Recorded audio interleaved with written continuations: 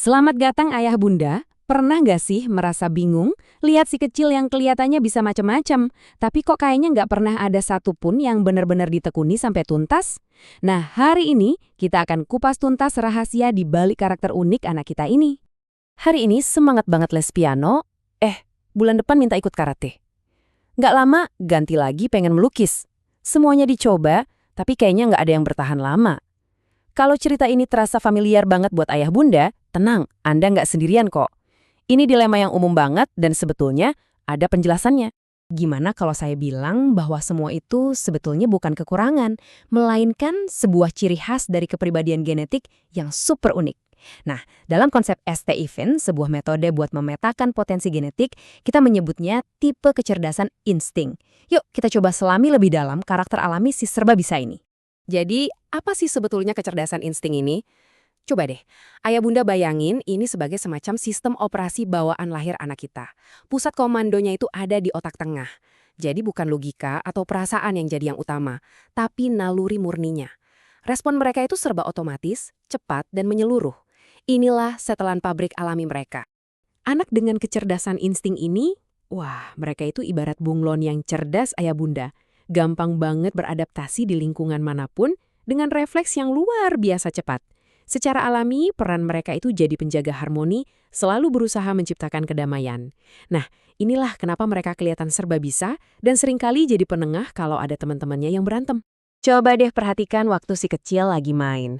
Pernah nggak ayah bunda lihat dia jadi orang yang mendamaikan teman-temannya yang lagi ribut? Atau jadi satu-satunya anak yang bisa main sama kelompok mana aja tanpa masalah? Nah, itulah mereka. Anak insting itu persis seperti lem perekat sosial di lingkungannya.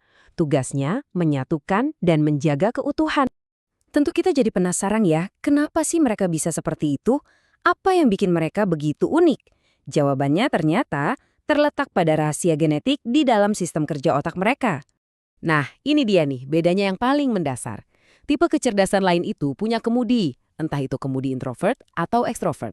Tapi anak insting ini spesial, otaknya itu nggak punya kemudi. Semua respon datang langsung otomatis dari otak tengah. Kalau diibaratkan mobil, mereka itu mobil matik. Tinggal gas dan rem, semuanya berjalan spontan dan menyeluruh tanpa mikir panjang. Ayah bunda mungkin juga pernah merasa bingung ya. Di satu sisi, anak kita ini hatinya lembut banget, pemaaf, empatinya tinggi, nalurinya tajam. Tapi, di sisi lain, kok kadang gampang ragu ya? Kurang tegas, atau bahkan kadang temperamental. Jangan khawatir ayah bunda, dua sisi ini adalah bagian dari satu paket genetiknya. Memahami dua sisi ini adalah kunci supaya kita nggak salah merespon. Justru karena keunikan mereka inilah, seringkali kita sebagai orang tua, tanpa sadar memberikan respon yang kurang pas. Respon yang bukannya mendukung, malah bisa menghambat potensi alami mereka. Coba kita lihat, apa saja sih kesalahan-kesalahan yang sering terjadi? Nah, ini poin yang krusial banget. Memaksa mereka fokus di satu bidang itu sama saja seperti meminta bunglon untuk diam di satu warna. Itu melawan kodratnya. Menuntut mereka jadi nomor satu, wah, kebahagiaan mereka itu bukan jadi juara, tapi menjadi partner yang bisa berkontribusi. Menganggap sifat penolongnya sebagai kelemahan, justru disitulah kekuatan terbesar mereka. Dan yang paling fatal, menciptakan lingkungan rumah yang penuh tekanan dan kompetisi. Itu akan mematikan naluri dan kebahagiaan mereka.